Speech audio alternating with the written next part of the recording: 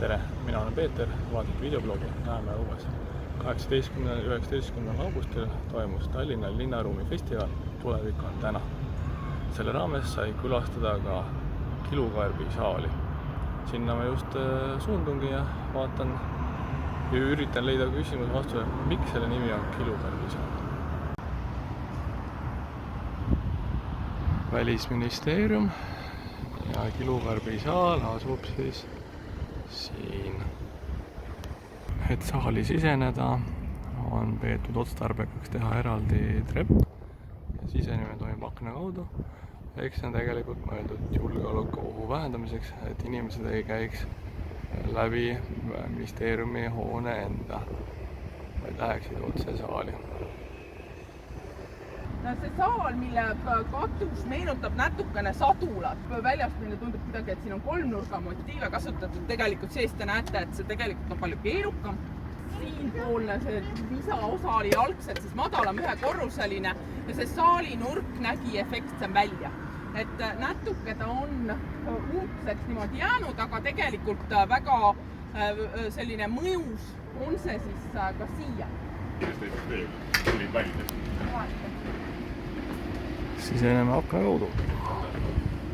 Juhtivad arhitektid on siis olnud eriti just Mart Pott ja Uno Tölpus ja nagu ma mainisin, siis Uno Tölpus suri juba siis aastal 64, siis on loomulik, et siis Mart Pott jäi seda projekti põhiliselt vedama ja väidetavalt siis just sellised mõningad lahendused on seotud eelkõige temaga, aga kuna jälle, nagu ma ütlesin, tegemist on siis nõukogude ajale omase praktikaga, et kollektiivse tööga, et siis seal ilmselt seda vahet, et kus algab ühe inimese looming ja lõpeb teise oma, on täna raske ja kindlasti ka ebaaus öelda, et ma arvan, et see on selline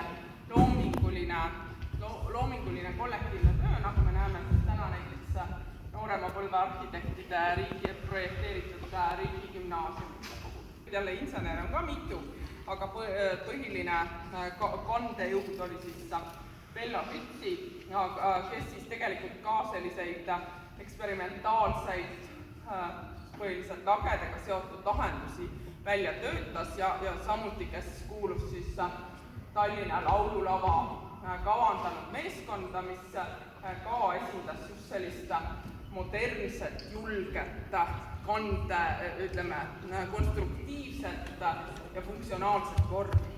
Saal oli mõeldud erinevatele üritustele, konverentsidele, istungitele, kongressidele, et selline väärikas samm kõige väärikamatele inimestele, tolle aja ühiskonnast, partei liikmetele, kes kogu maailma peavad ju siis edasi viima, siis neile oli siis selline ruum. Ning küsimus, miks siis Kilukaarbi saal? Nimelt laekonstruktsioon ei võimaldanud lampide paigaldamist ja seintel olevad lambid ei andnud piisavalt valgust. Siis tuldi defitsiidi olukorras mõttele panna lakke 60 000 kilokarpi, mis siis peegeldaks valgust rohkem. Aga minu poolt sellega korras kõik ja näeme uuesti. Siit ei saa teiselt.